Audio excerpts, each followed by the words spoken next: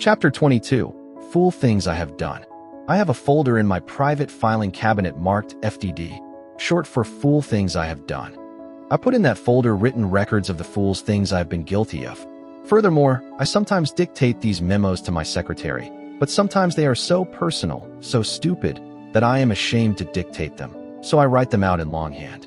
I can still recall some of the criticisms of Dale Carnegie that I put in my FDD folders 15 years ago.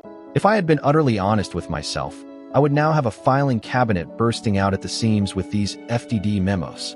I can truthfully repeat what King Saul said more than 20 centuries ago. I have played the fool and have erred exceedingly.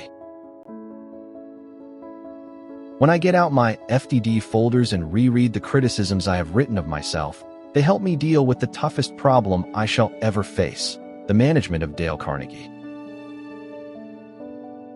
I used to blame my troubles on other people, but as I have grown older and wiser, I hope I have realized that I myself, in the last analysis, am to blame for almost all my misfortunes. Lots of people have discovered that, as they grow older. No one but myself, said Napoleon at St. Helena. No one but myself can be blamed for my fall. I have been my own greatest enemy, the cause of my own disastrous fate. Let me tell you about a man I know who was an artist when it came to self-appraisal and self-management. His name was H.P. Howell. When the news of his sudden death in the drugstore of the Hotel Ambassador in New York was flashed across the nation on July 31st, 1944, Wall Street was shocked, for he was a leader in American finance, chairman of the board of the Commercial National Bank and Trust Company, 56, Wall Street, and a director of several large corporations. He grew up with little formal education, started out in life clerking in a country store, and later became credit manager for U.S. Steel, and was on his way to position and power. For years I have kept an engagement book showing all the appointments I have during the day, Mr. Howell told me when I asked him to explain the reasons for his success. My family never makes any plans for me on Saturday night, for the family knows that I devote a part of each Saturday evening to self-examination and a review and appraisal of my work during the week. After dinner, I go off by myself, open my engagement book, and think over all the interviews, discussions, and meetings that have taken place since Monday morning. I ask myself, what mistakes did I make that time? What did I do that was right, and in what way could I have improved my performance? What lessons can I learn from that experience? I sometimes find that this weekly review makes me very unhappy. Sometimes I am astonished by my own blunders. Of course, as the years have gone by, these blunders have become less frequent. This system of self-analysis, continued year after year, has done more for me than any other one thing I have ever attempted. Maybe H.B. Howell borrowed his idea from Ben Franklin. Only Franklin didn't wait until Saturday night. He gave himself a severe going over every night. He discovered that he had 13 serious faults.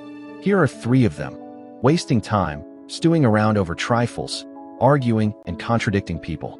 Wise old Ben Franklin realized that, unless he eliminated these handicaps, he wasn't going to get very far. So he battled with one of his shortcomings every day for a week, and kept a record of who had won each day's slugging match. The next day, he would pick out another bad habit, put on the gloves, and when the bell rang, he would come out of his corner fighting. Franklin kept up this battle with his faults every week for more than 2 years. No wonder he became one of the best-loved and most influential men America ever produced. Elbert Hubbard said, "Every man is a damn fool for at least 5 minutes every day. Wisdom consists in not exceeding that limit." Elbert Hubbard said, "Every man is a damn fool for at least 5 minutes every day. Wisdom consists in not exceeding that limit." Instead of waiting for our enemies to criticize us or our work, let's beat them to it. Let's be our own most severe critic. Let's find and remedy all our weaknesses before our enemies get a chance to say a word. That is what Charles Darwin did. In fact, he spent 15 years criticizing well. The story goes like this. When Darwin completed the manuscript of his immortal book, The Origin of Species, he realized that the publication of his revolutionary concept of creation would rock the intellectual and religious worlds. So he became his own critic and spent another 15 years checking his data, challenging his reasoning, criticizing his conclusions. Suppose someone denounced you as a damn fool. What would you do? Get angry? Indignant? Here is what Lincoln did. Edward M. Stanton, Lincoln's Secretary of War, once called Lincoln a damn fool. Stanton was indignant because Lincoln had been meddling in his affairs. In order to please a selfish politician, Lincoln had signed an order transferring certain regiments. Stanton not only refused to carry out Lincoln's orders, but swore that Lincoln was a damn fool forever signing such orders. What happened? When Lincoln was told what Stanton had said, Lincoln calmly replied, "If Stanton said I was a damned fool, then I must be, for he is nearly always right. I'll just step over and see for myself." Lincoln did go to see Stanton. Stanton convinced him that the order was wrong, and Lincoln withdrew it. Lincoln welcomed criticism when he knew it was sincere, founded on knowledge, and given in a spirit of helpfulness. You and I ought to welcome that kind of criticism, too, for we can't even hope to be right more than 3 times out of 4. At least, that was all Theodore Roosevelt said he could hope for when he was in the White House. Einstein, the most profound thinker now living, confesses that his conclusions are wrong 99% of the time. "The opinions of our enemies," said La Rochefoucauld, "come nearer to the truth about us than do our own opinions." I know that statement may be true many times, yet when anyone starts to criticize me, if I do not watch myself, I instantly and automatically leap to the defensive even before I have the slightest idea what my critic is going to say. I am disgusted with myself every time I do it. We all tend to resent criticism and lap up praise, regardless of whether either the criticism or the praise be justified. We are not creatures of logic. Furthermore, we are creatures of emotions. Our logic is like a canoe tossed about on a deep, dark, stormy sea of emotion. Most of us have a pretty good opinion of ourselves as we are now. But in 40 years from now, we may look back and laugh at the persons we are today. William Allen White, the most celebrated small-town newspaper editor in history, looked back and described the young man he had been 50 years earlier as swell-headed, a fool with a lot of nerve, a supercilious young Pharisee, a complacent reactionary. 20 years from now, maybe you and I may be using similar adjectives to describe the persons we are today. We may. Who knows? In previous chapters, I have talked about what to do when you are unjustly criticized. But here is another idea. When your anger is rising because you feel you have been unjustly condemned, why not stop and say, "Just a minute.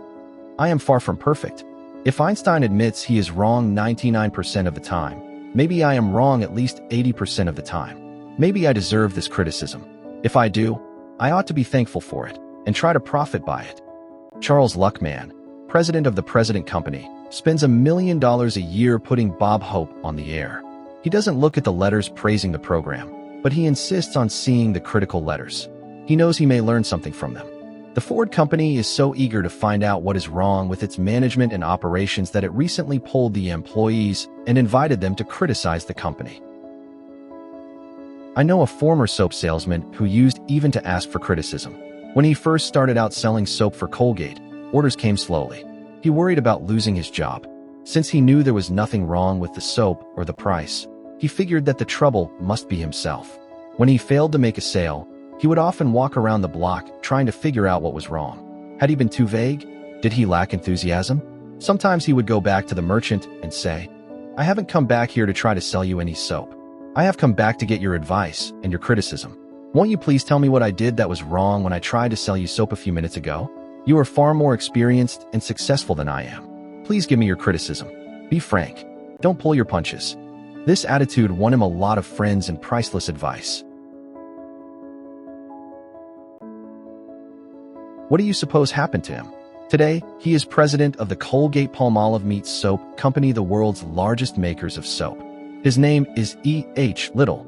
Last year, only 14 people in America had a larger income than he had. $240,141. It takes a big man to do what H.P. Howell, Ben Franklin, and E.H. Little did. And now, while nobody is looking, why not peep into the mirror and ask yourself whether you belong in that kind of company? 1. To keep from worrying about criticism, here is Rule 3. Let's keep a record of the fool things we have done and criticize ourselves. Since we can't hope to be perfect, let's do what E.H. Little did. Let's ask for unbiased, helpful, constructive criticism. Part 6, in a nutshell. How to keep from worrying about criticism. Rule 1. Unjust criticism is often a disguised compliment. It often means that you have aroused jealousy and envy. Remember that no one ever kicks a dead dog. Rule 2. Do the very best you can, and then put up your old umbrella and keep the rain of criticism from running down the back of your neck. Rule 3. Let's keep a record of the fool things we have done and criticize ourselves. Since we can't hope to be perfect, let's do what E.H. Little did. Let's ask for unbiased, helpful, constructive criticism. Part 7. 6 ways to prevent fatigue and worry and keep your energy and spirits high. Chapter complete.